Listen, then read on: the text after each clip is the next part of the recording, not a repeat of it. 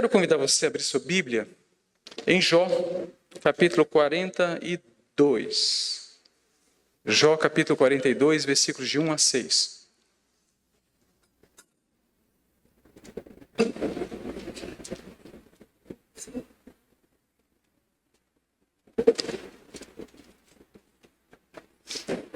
Louvado seja o nome do Senhor.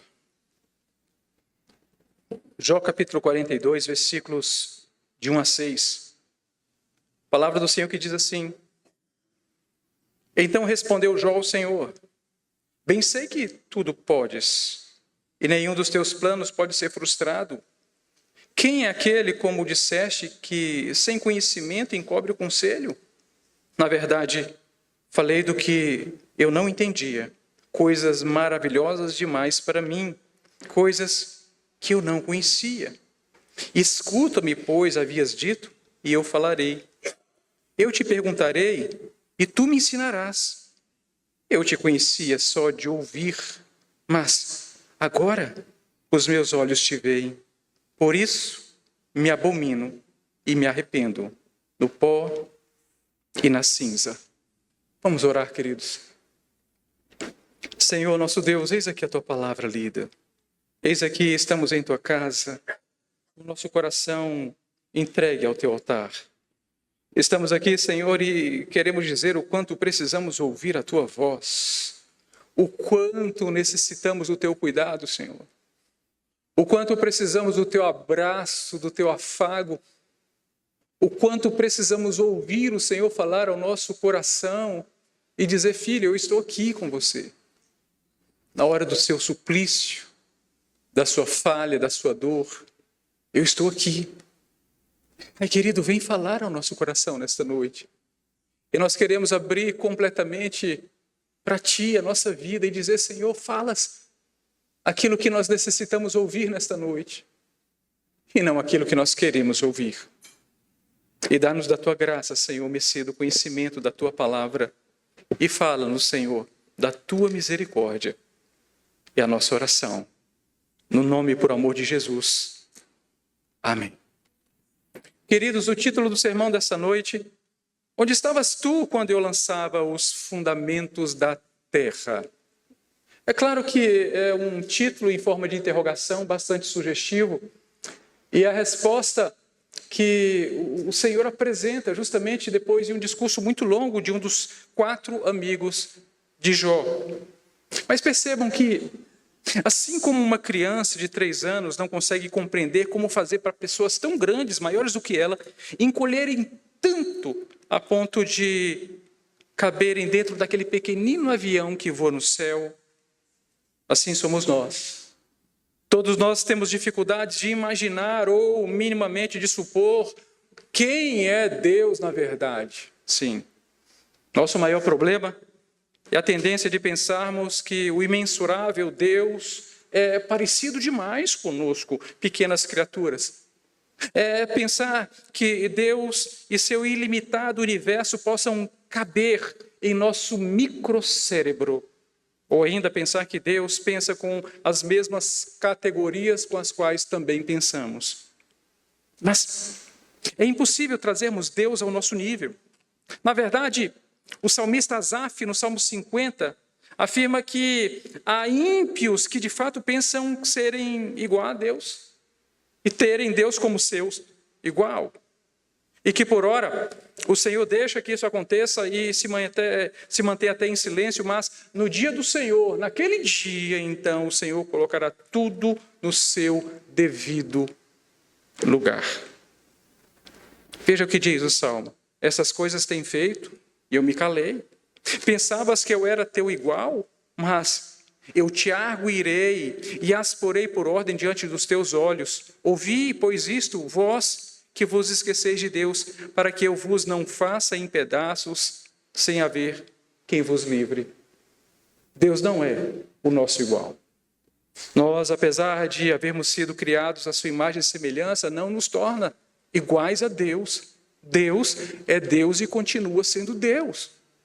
O sermão de hoje é para você que chegou aqui com o coração alquebrado, cansado, ferido, magoado. E não magoado com outros, mas magoado consigo próprio, com as suas próprias falhas. com seus próprios devaneios, com as decisões que você tomou, que malograram a sua vida, que parece muitas vezes só sobrar, o seu barco que parece que vai ao abismo.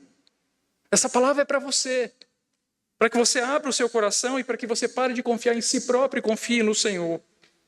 Ouça, muitos teólogos costumam dizer que Deus é um outro ser, o eternamente o outro, o totalmente diferente de nós, o completamente desconhecido, e eles têm toda a razão, exceto naquilo que Deus escolhe revelar sobre si mesmo em sua santa e eterna palavra.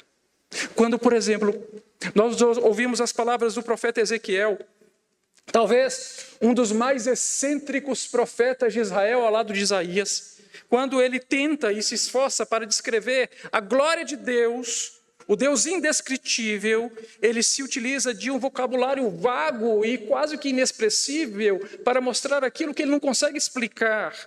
E ele fala acerca da glória do Criador, está em Ezequiel capítulo 1, versículos 26 a 28. Ele diz exatamente assim, percebam, por cima do firmamento que estava sobre a sua cabeça havia algo semelhante, e não tinha palavras, algo semelhante a um trono, como uma safira. Sobre essa espécie de trono estava sentada uma figura semelhante a um homem. Via como metal brilhante, como fogo ao redor dela, desde os seus lombos daí para cima, e desde os seus lombos e daí para baixo. Via como fogo e um resplendor ao redor dela, como o aspecto do arco que aparece na nuvem em dia de chuva, assim era o resplendor em redor. Esta era a aparência da glória do Senhor. Tudo isto para descrever algo que ele diz como a aparência da glória do Senhor. Percebam a distância do profeta Ezequiel para o Senhor. Perceba agora a sua distância para o Senhor. Percebamos a nossa distância e observemos que Ezequiel não viu o Senhor, nem mesmo viu a glória do Senhor, na realidade, apenas viu a aparência da glória do Senhor. Tudo que Ezequiel podia ver era a aparência do que poderia ser a glória do Senhor, e quando viu, acrescentou, caí com o rosto em terra, está no versículo 28. E o fato, queridos irmãos, é que Ezequiel não tentou explicar nada. Qual foi sua resposta? A sua resposta foi a adoração. E não um tratado sobre o ser de Deus. E não um tratado para explicar aquele que é o inexplicável, o inacessível, o totalmente o outro, o diferente de nós, essencialmente e abissalmente diferente. Seja como for a linguagem humana, o nosso Deus sempre estará muito além disso. E as nossas palavras estarão muito longe daquilo que é a preciosidade do que realmente vem a ser o Senhor, nosso Deus. O fato é que Deus é, embora não o conheçamos plenamente, e jamais o conheceremos, mesmo com toda a eternidade à frente. Ele é e continuará sendo, embora nós muitas vezes não o saibamos. Não podemos fazer conjecturas sobre Deus, e se fizermos, o que pensarmos sobre Deus poderá se tornar ridículo. Sim, ridículo. Mas esse tem sido o problema da humanidade desde muito tempo. O livro de Jó, que nos deparamos hoje, nessa noite, é o livro mais antigo da Bíblia e já se tratava desse assunto. Como é Deus? Quem é Deus?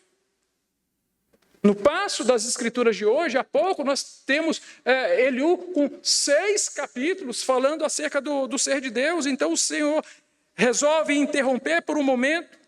E lá no capítulo 38 ele vai dizer, quem é este que escurece os meus desígnios com palavras sem conhecimento? Cinge, pois, os lombos como homem. Pois eu te perguntarei e tu me farás saber. Onde estavas tu? Quando eu lançava os fundamentos da terra, dize-me se tens entendimento, quem lhes pôs as medidas, se é que o sabes, ou quem estende sobre ela o cordel, sobre que estão fundadas as bases, ou quem lhe assentou a pedra angular, quando as estrelas da alva juntas alegremente cantavam e jubilavam todos os filhos de Deus. Acaso quem usa de censuras contenderá com o Todo-Poderoso? Quem assim argue a Deus que responda. Está em Jó 38, versículos 1 a 7, depois 40, versículo 2. Quem nós somos diante de Deus? Somos nada. E agora eu fico tentando imaginar a cena.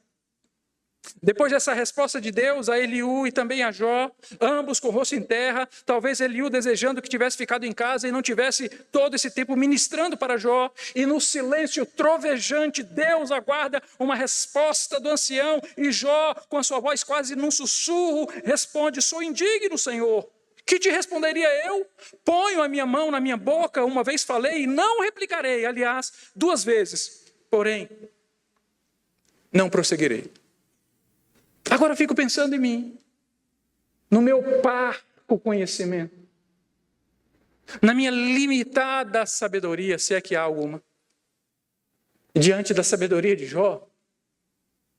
E se Jó ousou falar por uma vez ou por 2 vezes ao Senhor e depois se calou, o que farei eu e o que faremos nós? Mas o fato, queridos, é que há muito mais que o Senhor venha falar nesse livro tão extenso. Deus se satisfaz em mostrar a Jó e a todos nós como Ele está muito, muito, muito além de nós. E para chegar ao âmago da questão, dá a Jó uma visão, um vislumbre de quem Ele é, de como Ele se parece. Primeiro, Deus diz: cinge agora os teus lombos como homem. Eu te perguntarei, tu me responderás: acaso anularás tu, de fato, o meu juízo? Ou me condenarás para te justificares? E às vezes nós nos colocamos exatamente assim ao lado de Jó, nos auto-justificando e ao mesmo passo que lançamos a culpa de nossos pesares a Deus. Sobre Deus. Nos capítulos 38 a 41, Deus apresenta seus argumentos a Jó. E Deus então desafia Jó a considerar a vastidão e o poder de toda a criação divina. E ele pergunta coisas sobre os fundamentos da terra. Jó sabia falar? Não. Os limites do mar, você sabe quem colocou o limite? Como é que se dá isso? Não. A ordem do amanhã, quem dá a ordem? A alva? Não, não sei. Sobre as profundezas do abismo, você conhece? Também não. E sobre as portas da morte, quem segura a morte? Quem a detém? Não sei. E a largura da terra conhece? Não. E a morada da luz e das trevas, onde está? Não sei. E sobre os depósitos da neve e da saraiva, também não. E o caminho da luz e do vento? Não. O controle da chuva e dos relâmpagos, do gelo e da geada?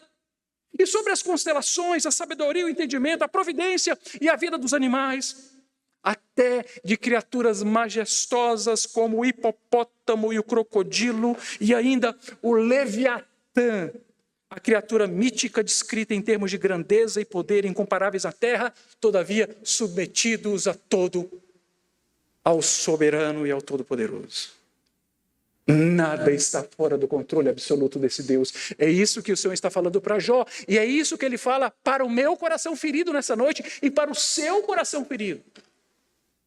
O Senhor fala: eu estou no controle. E queridos, através dessa poderosa retórica, Deus reforça a sua soberania e a necessidade da humanidade humana de ser humilde. A necessidade da humanidade de ser humilde, da humildade perante aquele que é o Todo-Poderoso, mostrando que só Ele detém o conhecimento, que só Ele possui autoridade sobre todas as coisas e que nós não conhecemos nada. Quem pode descrever os mistérios do universo? E aí, como não seria diferente a resposta de Jó diante de quem Deus é, o faz responder o texto que dá origem ao nosso sermão. Bem sei que tu podes, e nenhum dos teus planos pode ser frustrado. É se resignar naquilo que é, na pequenez, na insensatez. Quem é aquele, como disseste, que sem conhecimento encobre o conselho? Ele assume a sua condição e diz: na verdade falei do que não entendia, coisas maravilhosas demais para mim, coisas que eu não conhecia, e agora eu vou escutar, Senhor. Se eu falei uma vez ou 2, não falarei mais, não replicarei mais nada, porque eu me arrependo, eu me abomino no pó e na cinza.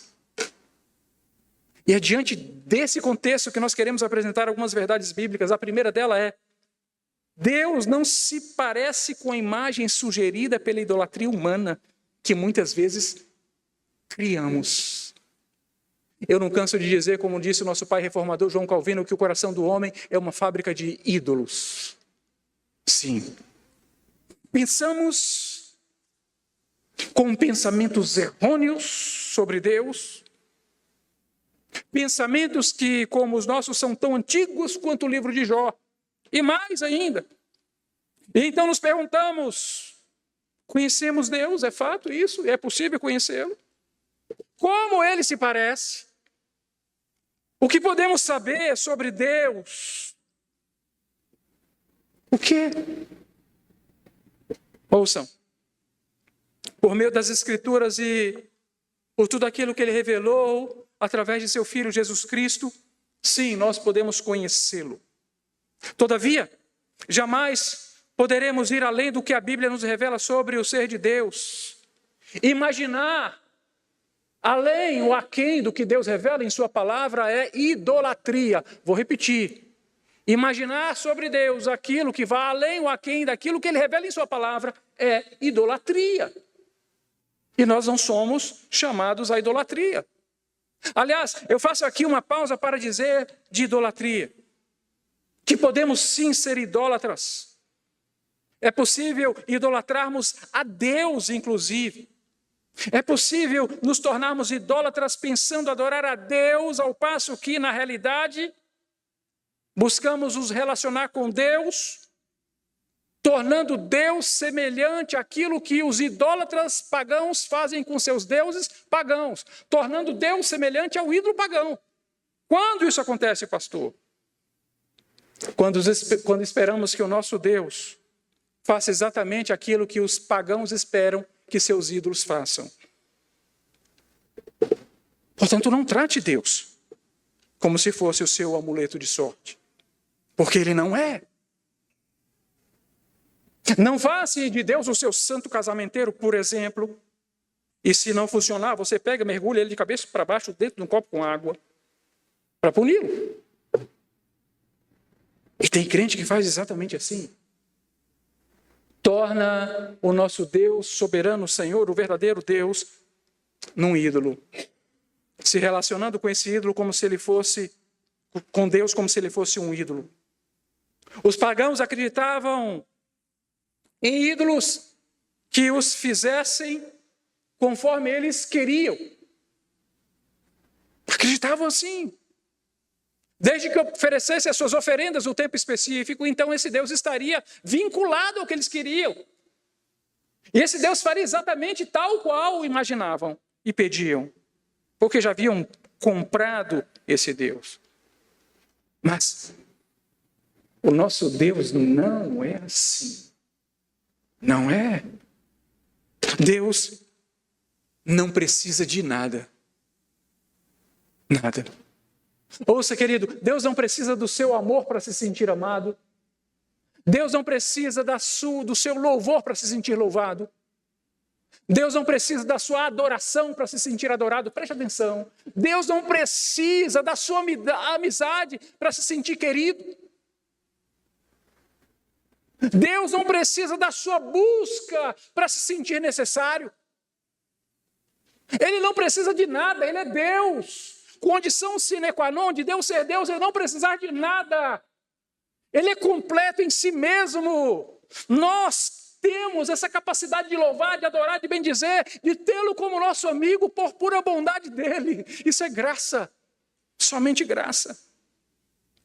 Então não façamos de Deus o nosso ídolo, porque ele não é e nunca será. A W. Tozer escreveu: os pensamentos errôneos sobre Deus não são somente as fontes de onde as águas poluídas da idolatria fluem, mas são em si a própria idolatria. Então pensar sobre Deus aquilo que Deus não é idolatria. O idólatra simplesmente imagina coisas sobre Deus e age como se isso fosse verdade. Mas não é. Portanto, como Deus se parece?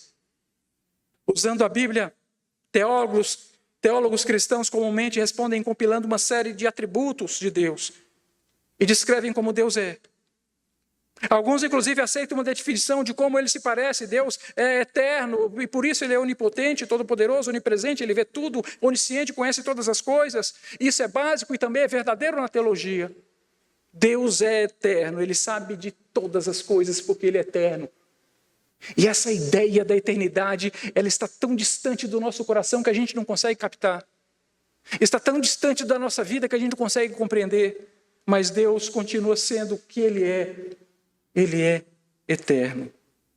E o fato, queridos irmãos, é que Deus não está restrito ao tempo, ao espaço e à circunstância que regem a vida humana neste lado da eternidade. Essas coisas não restringem Deus. Eu não posso imaginar nenhum cristão que não concorde com esse princípio de que Deus é eterno. Mesmo assim, por alguns motivos práticos, muitos cristãos pensam e agem como se Deus não fosse eterno, como se Deus não soubesse de todas as coisas, como se a nossa vida não estivesse concentrada e segura nas mãos desse Deus. E o que cremos sobre Ele, sobre Deus, nesse caso, pode ser a causa de muita dor e de muita vergonha. E o Senhor não nos chamou para isso. O Senhor nos chamou para nos sentirmos seguros na presença dEle e em suas mãos. É segurança que Ele quer nos dar, e não incerteza. A ideia da eternidade de Deus tem que trazer para o nosso coração alento. A ideia da eternidade de Deus tem que trazer para o nosso coração descanso, louvor cheio de fervor, adoração convicta e sincera. Queridos, muitas pessoas têm sentido culpa quando experimenta fazer algo que juraram que nunca fariam e fazem, e depois tornam a fazer. Isso aterroriza seus corações como quem imagine o que Deus pensa sobre mim agora. Será o que o Senhor fala na Trindade a meu respeito? Porque eu falei de novo, eu disse que não faria e farei e fiz de novo. Como se Deus se surpreendesse conosco, com a nossa humanidade caída. Como se Deus estivesse olhando para nós, que surpresa você me fez, nunca esperava isso de você. Será que não? Como se Deus nunca soubesse que isso iria acontecer. Queridos, Deus é Senhor e soberano. E Ele sabe e conhece todas as coisas. O que te livra dessa culpa que você carrega no seu peito é essa certeza que Deus conhece e conhece o seu coração. A segunda verdade: Deus não está parado no tempo como às vezes imaginamos. Deus não está parado no tempo. Talvez alguém pense assim: e se for verdade que Deus esteja parado no tempo? E se for verdade que Deus não saiba de tudo o que irá acontecer? E se somente na próxima semana seja que Ele venha a descobrir o que nós estamos fazendo hoje? O que Deus vai falar? Se essas perguntas fossem verdadeiras, então nossa salvação teria que ser diária. E nós dependeríamos todo o tempo de uma nova conversão, de um novo encontro com Deus. E isso seria um ciclo de horrores sem fim.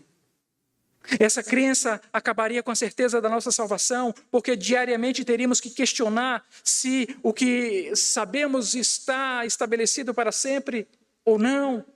Se no coração de um Deus eterno há de fato uma salvação eterna para nós ou não.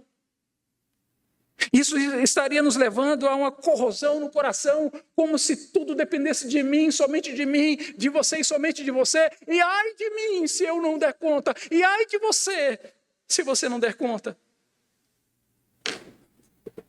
Eis aí, queridos, porque de uma vez por todas a Bíblia fala dessa tensão entre eternidade e tempo. E como isso se aplica ao nosso caminhar com Deus, porque com uma única oferta, diz Hebreus capítulo 10, versículo 14, Deus aperfeiçoou para sempre quantos estão sendo santificados. Que versículo lindo! Eu vou repetir para vocês. Porque com uma única oferta, Não 2, não 3, não 1000, não 1.000.000 de ofertas.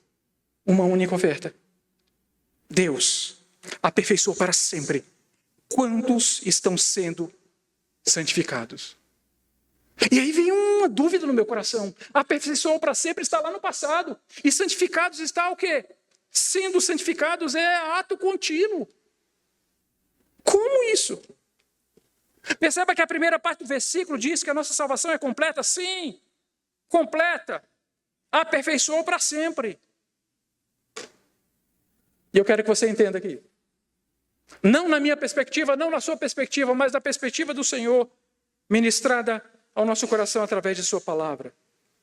De acordo com a perspectiva de Deus sobre a eternidade, o trabalho já foi completo, já foi realizado, consumado de uma vez por todas. Nossa salvação está garantida. Então não tem que ter peso. Tem que ter o quê? Serviço. Depois da salvação, fomos preparados para as boas obras, não é isso? Que ocorrem depois da salvação. Então tem que ter trabalho para o Senhor. O trabalho que era de Deus, Ele já fez, já está completo. Agora é a nossa vez de trabalharmos para o Senhor. É a nossa fé diária, o exercício da nossa fé. Através de seu sacrifício, Jesus nos aperfeiçoou para sempre. Fomos aperfeiçoados. Mas a segunda parte do versículo diz, quanto estão sendo santificados. Fala do tempo da nossa salvação. Então eu tenho eternidade de um lado. O sacrifício já foi feito de uma vez por todas. E do outro lado eu tenho tempo.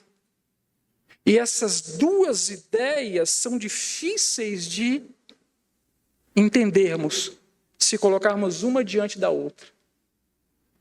Porque nós somos seres temporais, cronológicos. Nós nos movemos no tempo.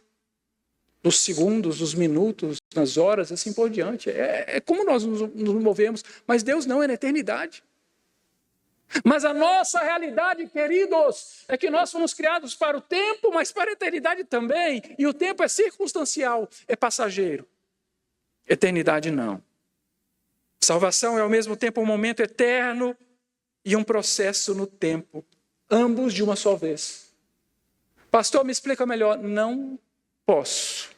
Não tenho condições. Mas eu sei que é assim. Porque é assim que a palavra me ensina. Mas sabe qual é o problema? O problema é que costumamos focar no processo do tempo, porque nós somos temporais, nós somos cronológicos. Ao invés de nós nos focarmos na afirmação da eternidade, naquilo que já aconteceu na eternidade passada, pior, frequentemente deixamos que os acontecimentos relativos ao tempo presente determinem o que pensamos sobre a eternidade. E colocamos mais peso naquilo que é temporal do que naquilo que é eterno. E ao invés de deixar que Deus nos conduza em sua palavra na maneira apropriada de como devemos pensar e sentir sobre os acontecimentos do tempo presente, olhando para a eternidade, então nós seguimos o ímpeto do nosso coração caído e estamos sempre morrendo de medo das coisas. E voltamos ao tempo da Grécia antiga, que tinha um Deus para toda coisa, para toda circunstância. Se ia sair ao mar, precisava sacrificar um animal para o Deus tal ou para a deusa tal. Se era necessário lançar as sementes, então vamos antes sacrificar a deusa tal ou a Deus tal, e assim tudo na vida. Nós não, queridos. Quando Cristo vem, Ele vem para tirar esse peso sobre os nossos ombros. Para dizer, você não precisa fazer nada, porque todo o trabalho já foi feito pelo Senhor. Compreende?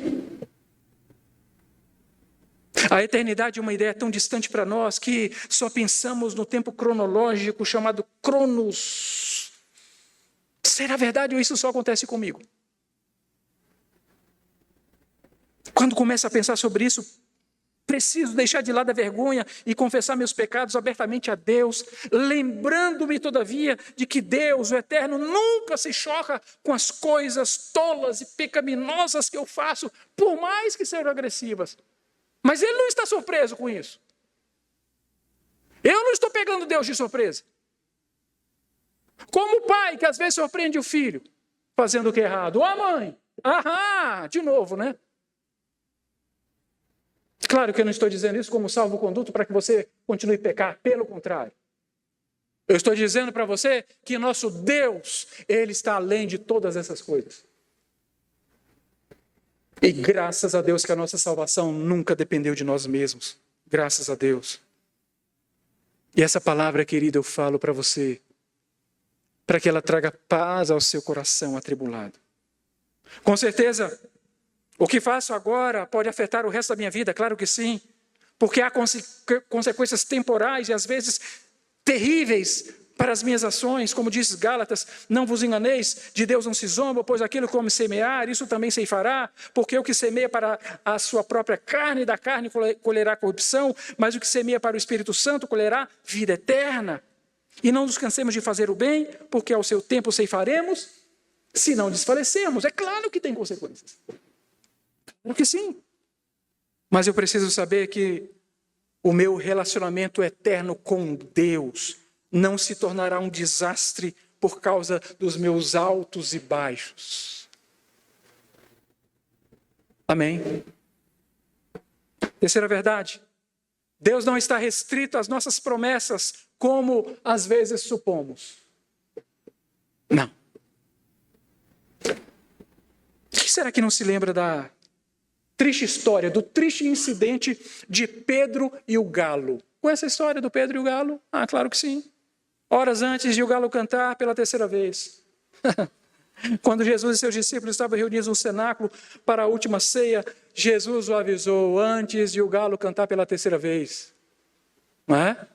Antes do galo cantar, você vai me trair por 3 vezes, digo melhor. Disse o Senhor, Simão, Simão. Quando o nome é repetido, a coisa não está boa, não é? E disse o Senhor, Simão, Simão, eis que Satanás vos reclamou para vos peneirar como trigo. Eu, porém, roguei por ti, para que a tua fé não desfaleça. Tu, pois, quando te converteres, fortalece aos teus irmãos. Lucas, capítulo 22, 31 e 32. Pedro estava cheio de si. Cheio de empáfia, de confiança. Ele era dono de si, ele sabia de tudo. Mais do que Jesus. E Pedro responde, Senhor, estou pronto para ir contigo, tanto para a prisão como para a morte. Está no versículo 33. Ah, Jesus errou então. Ah, Pedrão, então você é o cara mesmo. Cheio de si. Às vezes a gente pensa como Pedro. E é claro que Pedro não estava brincando. Claro que não. Pedro estava falando sério. Ao ponto, inclusive, de sacar a própria espada na hora da prisão de Jesus e partir para o confronto físico. Ele estava pronto para morrer. Pelo menos a cabeça dele, segundo sua própria ação. Mas, queridos, não era que Jesus desejasse o mal de Pedro. Era porque Jesus conhecia Pedro muito bem, por sinal, e sabia exatamente o que iria lhe acontecer. Pelas promessas de Pedro, Jesus jamais estaria sozinho na morte. Jesus, então, promete a Pedro, Pedro, quando você for tentado, eu não vou deixar que a sua fé desfaleça. Não é você que é forte em si mesmo. E a pergunta é por quê?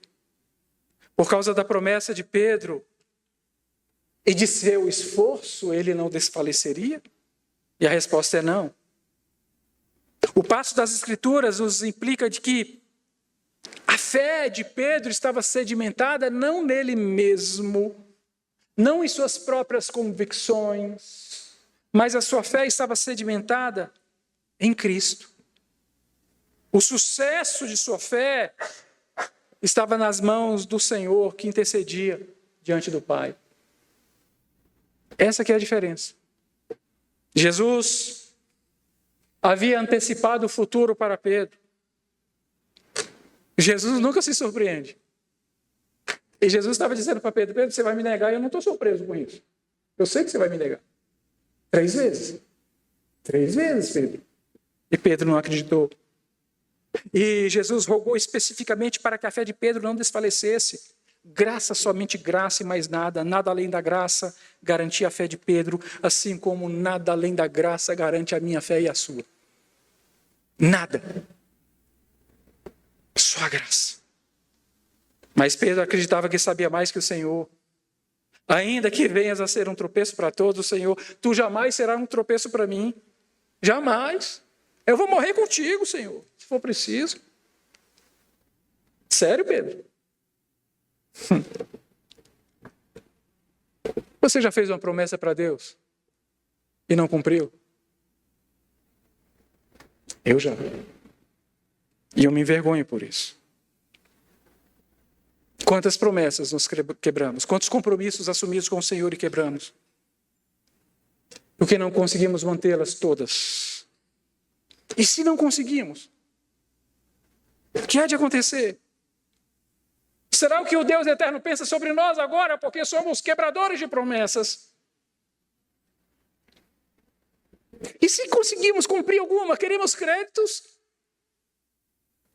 Vamos obter créditos com Deus por causa disso? Quem sabe sair no lucro? Pedro, seria melhor que todos os outros discípulos? Eu creio que não. Ainda que tu venha ser um tropeço para os outros, para mim não. Olha, era muita pretensão de Pedro, não é? Mas em poucas horas ele se sentiu realmente um estúpido. 3 vezes, pateticamente negando a Cristo. Até diante de uma criada ele negou a Cristo. Não foi diante de um soldado. Não foi diante de um centurião romano. Mas, querido, nunca fique pensando, o que Deus imagina sobre mim. O Senhor te conhece, o Senhor me conhece. E o Senhor não te escolheu para ser seu servo por causa dos seus méritos, porque mérito nenhum há. Nem em mim e nem em você. Nenhum. Louvado seja o nome do Senhor. E todos os amigos que ouviram Pedro afirmar categoricamente que não sairia do lado de Jesus e que iria com Cristo à morte. O que pensariam de Pedro? E aquelas pessoas que ouviram Pedro praguejar, porque teve uma hora da terceira negação, ele começa a praguejar, rogar pragas, conjurar, porque era identificado como discípulo de Cristo. Mas, diga-me você, no final, a falha de Pedro foi definitiva? Sim ou não? Não. Claro que não. E por quê? Porque foi para isso que Jesus rogou ao Pai, para que a fé de Pedro não desfalecesse. Porque foi a graça de Deus quem sustentou a Pedro e não seu esforço próprio. Assim como o que nos levará até o fim da jornada não será o nosso próprio esforço, nem as nossas convicções pessoais, mas Cristo está intercedendo por nós junto ao Pai. A quarta verdade, Deus está além das nossas falhas, como jamais imaginamos. Muito além. Quando começamos a leitura de Jó, lá atrás, capítulo 1, 2, lembram? O que acontece? Vemos a fé do patriarca empolgante nesses 2 capítulos iniciais. Empolgante. Notamos sua determinação de servir ao Senhor mesmo nos tempos dos terríveis infortúnios que atravessou, com perdas incalculáveis e inestimáveis, muito além da perda de seus bens, da sua fortuna, mas a morte de seus filhos, a forma cruel, acidental, trágica como foi. E ele, ao ser instado por sua mulher para abandonar Deus, ele disse, eu não posso fazer isso. Como eu receberia o bem de Deus e não receberia o mal? Tu falas como qualquer louca. Que fé era aquela, gente? Que coisa maravilhosa de se ler. Mas, ao passo que nós vamos nos debruçando sobre o livro e vamos consumindo esse livro, capítulo a capítulo, nós vamos vendo o coração desse homem se fechando. Cada vez mais. É claro que ele estava em grande sofrimento, é claro que sim, mas o fato é que seu coração foi se tornando áspero. Cada vez mais. ao ponto de praguejar, inclusive, o dia do próprio nascimento. Jó enfrentou vários testes, dos quais cito pelo menos 6. A perda dos bens materiais foi o primeiro, depois a trágica morte de seus filhos e filhas. Na sequência, a terrível doença que o afligia física, emocional e socialmente. Em quarta, a acusação de seus amigos, a existência de um pecado pessoal que seria a causa de seu sofrimento. Em quinta, a sua autopiedade, porque se considerava mais justo que Deus, capaz inclusive de promover a sua autodefesa num tribunal. Ele pediu a Deus: Senhor, faz um tribunal que eu vou me defender. E em sexto, pensar que sabia mais do que de fato ele sabia.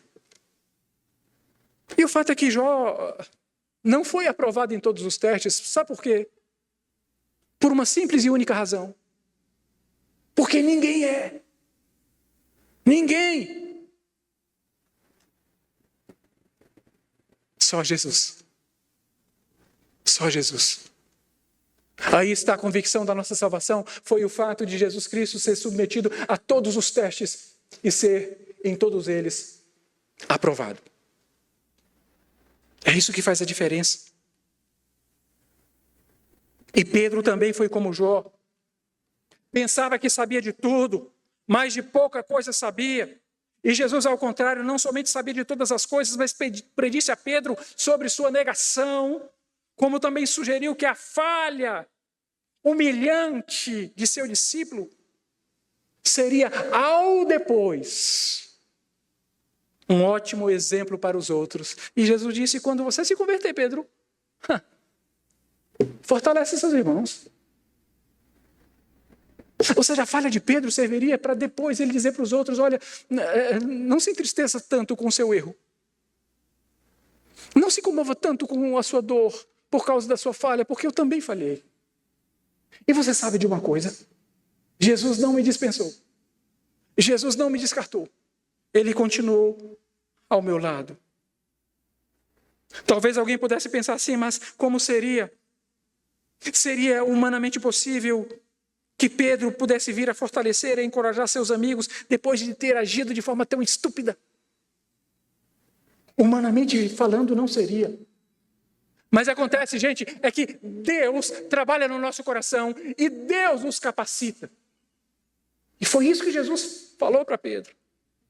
Porque os impossíveis dos homens são os possíveis de Deus. Lucas 18 e 27. E assim como não seria possível a Jó perdoar seus amigos que o acusaram de algo tão absurdo, não seria possível, a não ser que Deus tratasse no seu coração. Deus tratou. Pedro não conseguia se perdoar, mas o Senhor tratou seu coração. E há perdão. É interessante que, no caso de Jó, ele é abençoado pelo Senhor exatamente quando ele intercedia por seus amigos. Que coisa, não? A lição profunda aqui é que o testemunho tanto de Jó quanto de Pedro não tem nada de humano. Não é que eles trabalharam em suas próprias forças. Não. É o Espírito Santo movendo o coração deles e os encorajando para que eles possam fazer o mesmo com outras pessoas. Não de suas próprias vontades, mas segundo a vontade do Senhor. Isso é graça e não vem de homens. Se eles falhassem, Jó e Pedro, isso seria motivo de humildade, de auto-humilhamento, de reconhecimento de que só Deus pode fazer, e isso aconteceu. Mas se eles acertassem, como seria? Motivo de orgulho, de jactância, de engrandecimento? Mas o fato, queridos, é que de nós mesmos só temos o fracasso. Pobre de Jó. Pobre de Pedro, pobre de mim, pobre de ti. Ouçam, nem tudo depende de nós. Aliás, pouquíssima coisa depende de nós. Você já parou para pensar se sua salvação dependesse de você? Por isso que aqui, ao lado de Pedro e de Jó, imaginando tudo o que acontece em nossa vida, podemos dar graças a Deus, dizendo: Senhor, obrigado, porque o Senhor é o Deus que faz. Tu és o Deus que age. Esse mesmo Deus está aqui para nos ajudar nessa noite, para retirar toda a carga, todo o peso. Não há em nós nenhuma competência de entrada que possamos apresentar a Deus. Senhor, eu já chego com as competências que eu tenho, eu faço isso, eu faço aquilo, eu falo tantas línguas, eu tenho tal conhecimento. Nada é nosso, tudo é dele. Tudo é de Deus. Assim como todas as competências de saída. Tudo vem dele. Todo dom perfeito vem do Senhor. A nossa fé ocorre apesar de nós, como disse Calvino. Deus nos usa apesar de nós. Então a história não é sobre mim ou sobre você. A história é sobre Cristo. Nunca foi sobre você. A história é sobre Jesus, atuando na sua vida e na minha, na vida da sua igreja. E antes que o galo cantasse pela terceira vez, Pedro poderia até se vangloriar de alguma coisa, mas não depois. Não depois. A verdadeira justiça consiste em reconhecermos que não somos nada. E a verdadeira força consiste em reconhecermos a nossa própria fraqueza. Quantos de nós talvez se considere um bom cristão? Porque eu não mato, eu não roubo, eu não fumo, eu não faço isso, eu não faço aquilo. Eu faço o que eu tenho que fazer, minimamente, mas eu faço. Então eu sou um bom cristão. E fazemos o mínimo mesmo. Mas será assim? Será de fato assim que o Senhor estabeleceu para ser? Agindo de acordo com os nossos próprios padrões ou agindo de acordo com os padrões de Deus? O que Deus pensa sobre nós?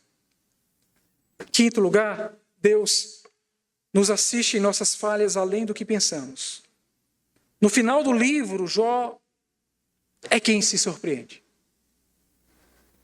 É ele quem está surpreso. Não somente Jó é assistido em suas falhas, como também seus amigos. Todos são exortados pelo Senhor, todos são tratados pelo Senhor, todos são perdoados pelo Senhor. E eu não preciso dizer que a mesma coisa aconteceu com Pedro. Assim como também acontece com os verdadeiros discípulos de Jesus em todo o tempo. Romanos 8:26, não sabemos como pedir, mas o Espírito Santo intercede por nós com gemidos inexprimíveis. É segundo a vontade de Deus que Ele intercede pelos santos. É o Senhor que está fazendo. Por isso a fé de Jó foi restaurada, por isso a fé de seus amigos foi restaurada, por isso a nossa fé é restaurada. O Senhor é quem restaura. Queridos, eu não quero aqui entrar no mérito da questão sobre conhecimento e predestinação, mas deixe-me te falar uma coisa. As 5 palavras de poder, elas estão vigentes. Veja, Romanos 8, 29 a 30. Porquanto aos que de antemão conheceu, também os predestinou para serem conformes à imagem de seu Filho, a fim de que ele seja o primogênito entre muitos irmãos, e aos que predestinou, a esses também chamou, e aos que chamou, a esses também justificou, e aos que justificou, a esses também glorificou. E todas essas palavras estão no passado. E apesar de não entendermos sobre os mistérios de como o conhecimento e a predestinação funcionam, ao mesmo tempo podemos compreender que, de acordo com a nossa perspectiva limitada, tudo isso aconteceu no passado eterno. Já aconteceu. Nossa glorificação, porém, será no futuro eterno. Como assim? Eu não sei dizer, mas se isso é verdade, porque a Bíblia diz que é, e eu acredito que sim. Paulo, então, por que colocou a palavra glorificado no passado, se é futuro eterno? É porque para Deus, tudo está na eternidade. Tudo mesmo. E tudo já foi realizado. Se você for de fato um cristão verdadeiro, do ponto de vista de Deus, você já está glorificado. Claro que isso vai explodir a nossa mente. Por isso que a conclusão de Jó nos faz ter um vislumbre dessa realidade. Ele diz: Senhor, são coisas maravilhosas demais para mim. Eu não consigo compreender. Senhor, tu está falando de coisas que eu não conhecia. Eu pensava conhecer as coisas, mas eu vejo que eu não conheço nada. Queridos, nós não entendemos. Muitas vezes queremos dissertar sobre coisas que não conhecemos. Muitas vezes queremos ser os especialistas. Nesse mundo de relativismo, que todo mundo pensa o que quer pensar, de acordo com suas próprias convicções, todos são mestres e doutores da ciência da axiologia. Mas isso não cabe na Bíblia. E talvez humildemente falando, talvez como por loucura, mas dentre os presentes aqui, eu seja um dos que mais tenham estudado sobre teologia e digo com toda clareza e com toda franqueza que há cerca de 1 milhão de coisas, por assim dizer, que são muito mais do que isso. Eu não tenho a mínima ideia de como elas funcionam ou acontecem. E se vocês me perguntarem qualquer coisa acerca delas, eu vou ter que dizer: eu não sei. Porque são coisas maravilhosas demais para mim. Mas uma coisa eu sei. É que essas 5 palavras de poder, conheceu, predestinou, chamou, justificou, glorificou, está valendo para todos os eleitos de Deus. Então, se você errou, meu irmão, se você pecou, o seu destino não está selado por causa disso. Porque o sacrifício de Jesus é sobre a sua vida. E o Senhor não está torcendo assim, sabe? Fazendo aquela torcida para que sua vida dê certo. Meu filho vai conseguir, agora ele vai. E aí, dessa vez ele vai conseguir, ele vai cumprir suas promessas, agora vai dar certo. Não. Não tem a ver comigo ou com você. Tem a ver com o fato de que Cristo cumpriu o seu propósito. Por isso eu quero concluir esse sermão. Eu creio no que Romanos 8, 29 e 30 ensina.